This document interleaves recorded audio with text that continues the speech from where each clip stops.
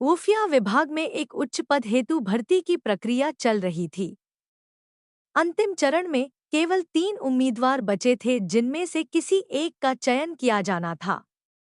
इनमें 2 पुरुष थे और एक महिला। फाइनल परीक्षा के रूप में कर्तव्य के प्रति उनकी निष्ठा की जांच की जानी थी।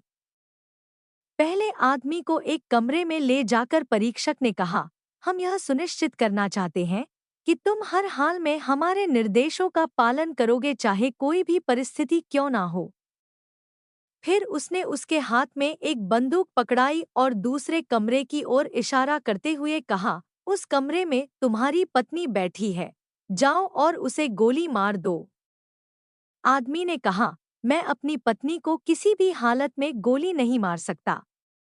परीक्षक ने कहा, तो फिर तुम हमारे किसी काम के नहीं हो, तुम जा सकते हो। अब दूसरे आदमी को बुलाया गया। परीक्षक ने उसके हाथ में एक बंदूक पकड़ाई और दूसरे कमरे की ओर इशारा करते हुए कहा, उस कमरे में तुम्हारी पत्नी बैठी है, जाओ और उसे गोली मार दो।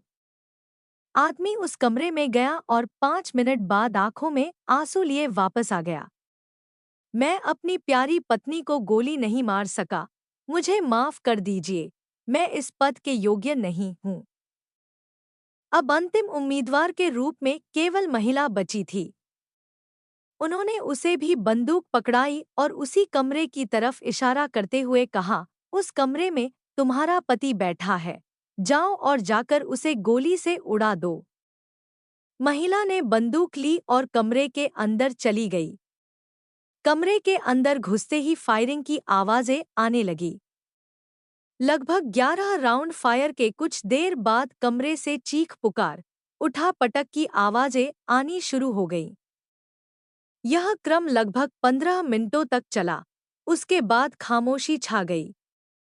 लगभग 5 मिनट बाद कमरे का दरवाजा खुला और माथे से पसीना पोंछते हुए महिला बाहर आई और बोली, तुम लोगों ने मुझे बताया नहीं था कि बंदूक में कारतूस नकली है। मजबूरन मुझे उसे पीट पीट कर मारना पड़ा।